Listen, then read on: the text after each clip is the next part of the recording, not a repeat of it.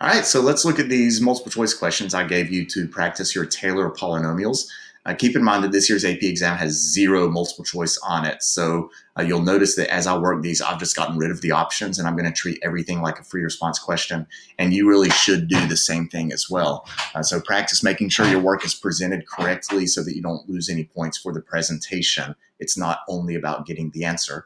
So a third degree Taylor polynomial, we will have to use this formula to get each of the individual terms, the nth derivative. In this case, we're at x equals 2 over n factorial will give you the coefficients, and then the coefficient times x minus the center to the n power. And I'm going to have to do this for n equals 0, 1, 2, and 3 to get to a third degree Taylor polynomial. So let's start with n equals 0, which would just be f of x. That is the natural log of 3 minus x. I will also have to crank out my first, second, and third derivative. So let's go ahead and do that.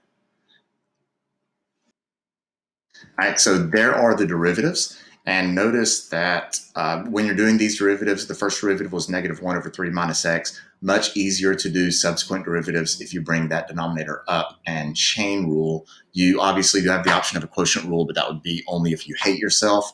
So now that I have my derivatives, I now need to evaluate each of those for the given values not for the given values, but at x equals 2. So f of 2 is going to be the natural log of 3 minus 2, which is the natural log of 1. That's 0. I'm going to go through these kind of quick. F prime of 2. The nice thing is every time I plug in 2, this becomes 1. And so that's going to be -1 to the -1. So that's going to be -1. F double prime of 2 is also going to be -1. And F triple prime of 2 is going to be -2. And I feel like I made a mistake.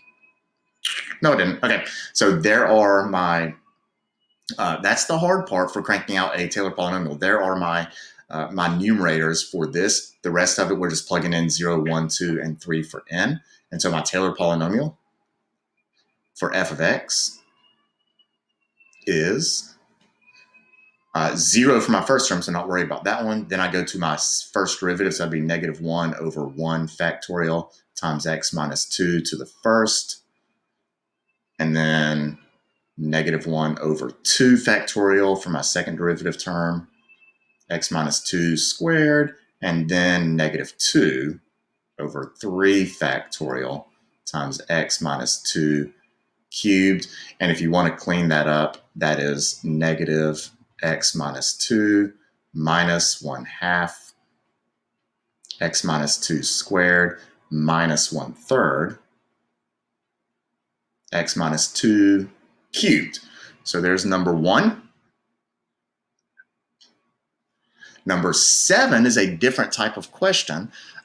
They gave you a Taylor polynomial for an unknown function. They don't tell you the function because otherwise you would be able to answer f triple prime as 0 without even worrying about the Taylor polynomial.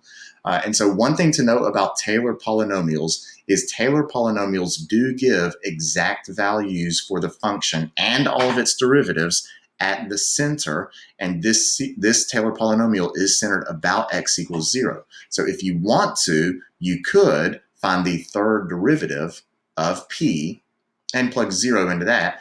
And honestly, that would not be prohibitively difficult. This is a polynomial. There's no weird fractions, nothing funky going on. Cranking out the third derivative would be relatively easy. However, I've seen them ask questions similar to this, except they ask for the value of like the 22nd derivative.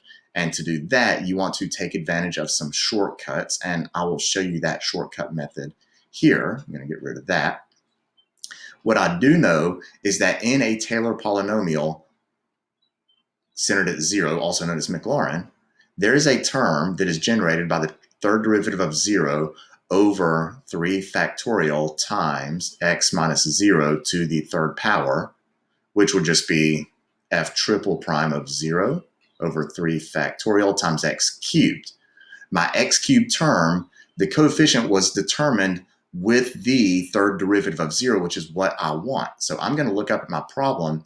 Here is my x cubed term, -5 x cubed. So when I did the third derivative of 0 over 3 factorial times x cubed, that gave me -5 x cubed.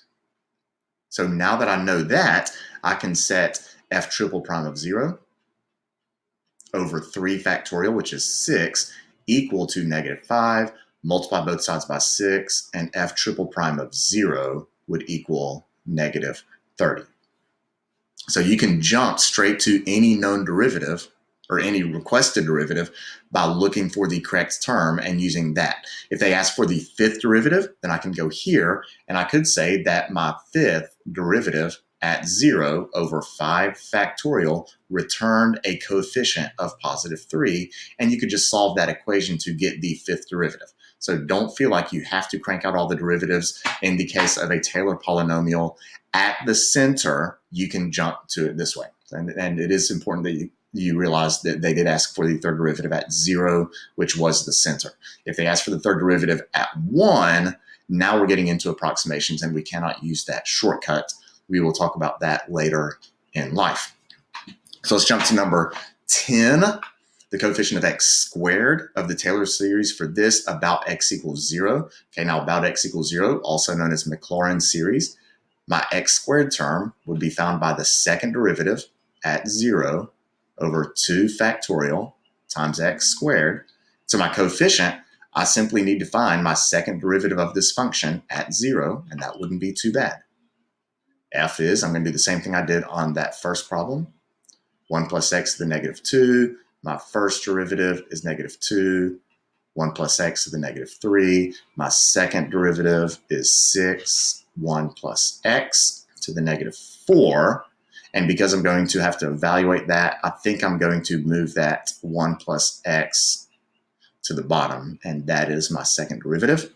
And so I can now take this guy, and I need my second derivative at 0, so f double prime of 0 over 2 factorial is going to be 6 over 1 plus 0 to the 4th over 2 factorial, which is 6 over 2 factorial, which you could stop there. You can keep going. 6 over 2 factorial is 3.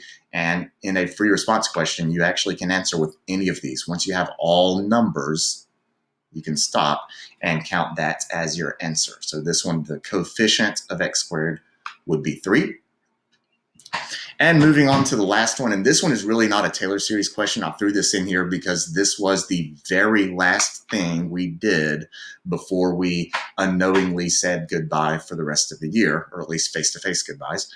We were talking about derivatives and antiderivatives of power series, and that's exactly what this is. We have a power series representation of a function, and f prime of x, we're simply going to find the derivative of this, and keep in mind that x is my variable. N is not. So we don't have a quotient rule or anything like that. We are only going to have to focus on the part of this series that has an x, and the derivative of x to the 2n plus 1, we're going to bring the exponent down. That's a power rule. So it's going to be 2n plus 1 times x, and then we subtract 1. 2n minus 1. Why did I write 2n plus 1? I need to fix that. This is 2n minus 1 that I brought down. 2n minus 1. Now, if I subtract 1 from that exponent, we have 2n minus 2, and everything else is just going to come along for the ride. So we have the sum. N goes from 1 to infinity, negative 1 to the n plus 1 times all of that stuff, which was the derivative of my x to the 2n minus 1. That's over 2n minus 1. Now, in free response world, you can stop here. That would be okay. However, if they ask you to find the derivative, you likely will use it later on to answer other questions. So it would be advantageous to reduce this. 2n minus 1s cancel, and this would end up being the same as the series from 1 to infinity of negative 1 to the n plus 1, x to the 2n minus 2, and there is the derivative.